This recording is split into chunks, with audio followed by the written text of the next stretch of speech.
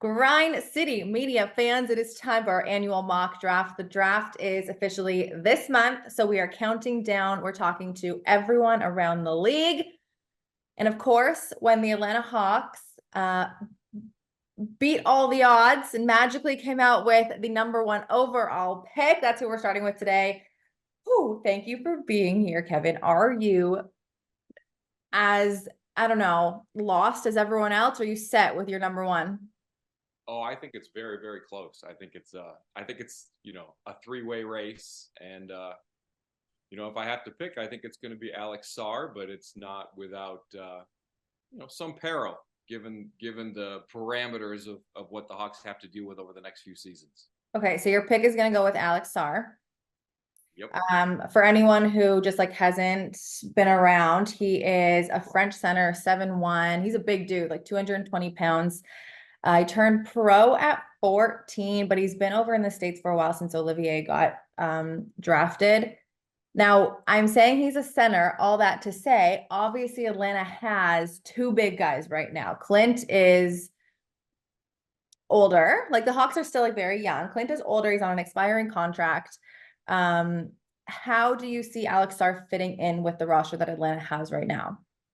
I think that's the real question, is that the Hawks aren't really in a position to rebuild because they don't have great control over their draft picks for the next few years. Mhm. So they got to kind of hit on one now, and they kind of needed to be a player now because they can't go into rebuild mode. They don't really control their draft destiny for the next few years. Mhm. And so you kind of need Alex Sarr to be a player, but at the same time, if you look at him next to the two players that are right there with him, I think he's the one that needs the most help, the biggest boost to figure out what is his NBA role. He reminds me a little bit of Kevin Garnett, who looked like a center and was 7 feet like a center, but played power forward for 17 or 18 years. Mhm. And so it's a little bit tricky because, like you said, Clint Capella's there, and I don't think Sarr and Capella is a natural mix, those two together. It's not like Sarr would replace him necessarily in his first year anyway, because he's not really, physically, he's still a teenager. Yeah. But even going forward, I don't think they have the kind of complementary skill sets that you want. So I think the real question is, can you play Sarr with Jalen Johnson and Onyeka Okongwu? I Mhm. think that's more about, what are we going to need 2 years from now kind of point of view. And it's tricky. I think he has a good skill set next to Jalen. Exactly how he would fit alongside Onyeka Okongwu is kind of interesting. It is interesting. And I mean, I'm not going to remember the exact number. It was like 270 possessions or something where the two big guys played together for their entirety for Atlanta, since they've been on the same roster. And so it's not a big enough sample size to see like if you move, one to the 4 and one to the 5, how that would work with Alex Sarr. But in terms of like actually drafting people, a lot of the time when it's not like a Wemby like last year, you're going for best talent. And so many talent evaluations I've seen online have just simply said that Alex Sarr is like the most naturally talented player in the draft. Obviously, when we talk about like the tie, sort of, I'm assuming that we're talking about Zachary Risacher, who's like kind of a more of a bigger wing, which may actually fit what Atlanta needs.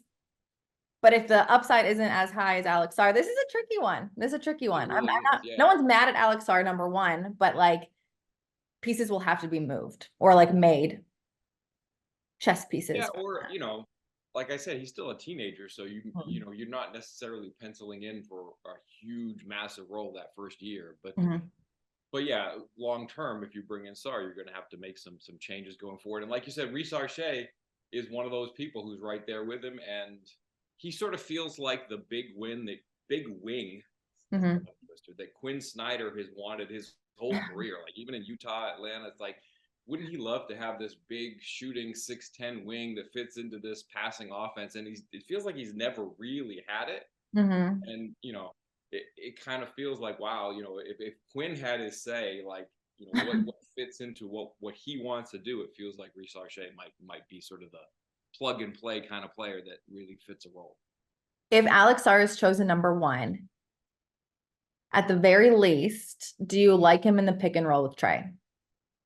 I do. I mean, when I go back and watch some of his games in Australia this year, Not to be too cruel and demeaning, but like I was just watching their point guards, like, oh, missed a lob pass, missed a lob opportunity, and it's like Trae Young, for whatever you want to say about Trae Young. I think, in my opinion, he's the greatest lob passer of all time. Like, not today, not the last decade, like all 80 years of the NBA or whatever. I think he's probably the number one lob passer. You look at the stats, what he did with John Collins, what he's done with Clint Capella, like he doesn't miss lob opportunities. And so I don't think Sarr is going to necessarily be a great offensive player for his first couple of years, but I think Trae Young can unlock something, incredible. Trae's never really played with a true 7-footer. Mhm. And a 7-footer with exceptional vertical burst and Sarr, like that seems to me like a match made in heaven. So like I think there's a whole lot of unaccounted for offense in Sarr's game that just was not unlocked by his Australian point guards. Whoops, I just got too excited and bumped my computer. You can get excited for the number one overall pick. My last question for you then, and you kind of alluded to it, was the offensive end. He needs work. Again, a teenager. Defensively, though, I mean, he's, like I said at the very beginning, like he is a big dude. He provides paint protection. If you watch his games, it is very obvious, a lot like Wemby, actually, how it doesn't count on the stats that when people drive, like he changes people's decisions, and that's not a stat, but he's so big and he is a pretty good, like he has switchability. He can move pretty well.